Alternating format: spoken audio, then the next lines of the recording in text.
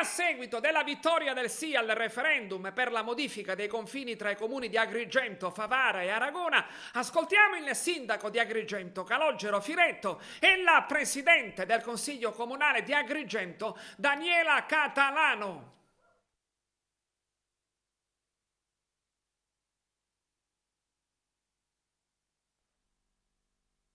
Nonostante le diverse Cassandre che annunciavano il mancato sforamento del quorum,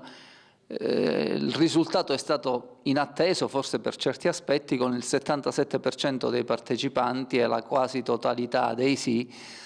il che fa fare un passo in avanti. Dopo 25 anni finalmente si avvia, adesso in maniera piena e definitiva, la regolarizzazione dei confini tra Favara, Aragona ed Agrigento. Si insedierà, una volta proclamato il risultato ufficialmente, si insedierà la commissione che dovrà stabilire tra i 3 comuni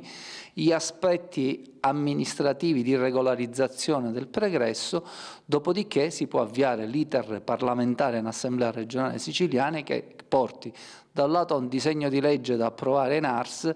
per rendere definitiva questa vexata questione, annosissima questione, che ha visto patire tanto le comunità interessate. La regolarizzazione dei confini sarà pienamente efficace una volta che sarà emanato il relativo decreto da parte dell'assessorato a seguito della convenzione tra i comuni e poi conclusivamente l'approvazione del DDL da parte dell'Assemblea regionale siciliana. Finalmente l'annosissima questione, mi si consente il termine, di Favara Ovest, che poi in realtà interessava anche il comune di Aragona, seppur una percentuale più ridotta di abitanti, è stata finalmente risolta. Certo, ora ci saranno una serie di adempimenti burocratici, si metteranno al lavoro, continueranno comunque a lavorare gli uffici perché tutto ciò che è amministrativo, tecnico, burocratico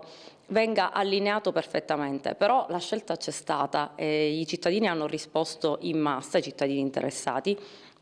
Si è raggiunto il quorum relativo, si è raggiunto ampiamente il quorum relativo. Sembrerebbe, perché stanno caricando tutti i dati, la Commissione elettorale è ancora al lavoro, che sia stato quasi plebiscitario il sì rispetto alle pochissime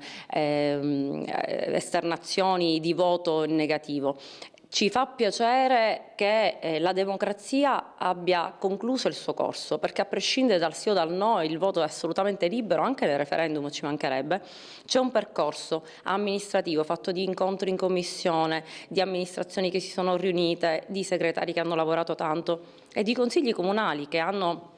sinergicamente approvato una delibera di Consiglio Comunale che era identica nei contenuti, con poi delle differenze sostanziali a seconda del Consiglio Comunale chiamato a deliberarlo. Questa attività, che è passata poi determinante nella fase finale, cioè nel voto dei Consigli Comunali, ha portato al referendum in cui il quorum si è raggiunto, perché abbiamo visto pochi giorni fa che in altre realtà dopo tanto lavoro il quorum non si è raggiunto. Un quorum, quando così pieno, vuol dire che effettivamente era sentita questa esigenza, ed essere il Consiglio Comunale che in questa annosa vicenda mette la parola fine, conclude con la soddisfazione dei cittadini un percorso, una cosa che dà soddisfazione come Presidente del Consiglio Comunale, come rappresentante di questo Consiglio Comunale di Agrigento.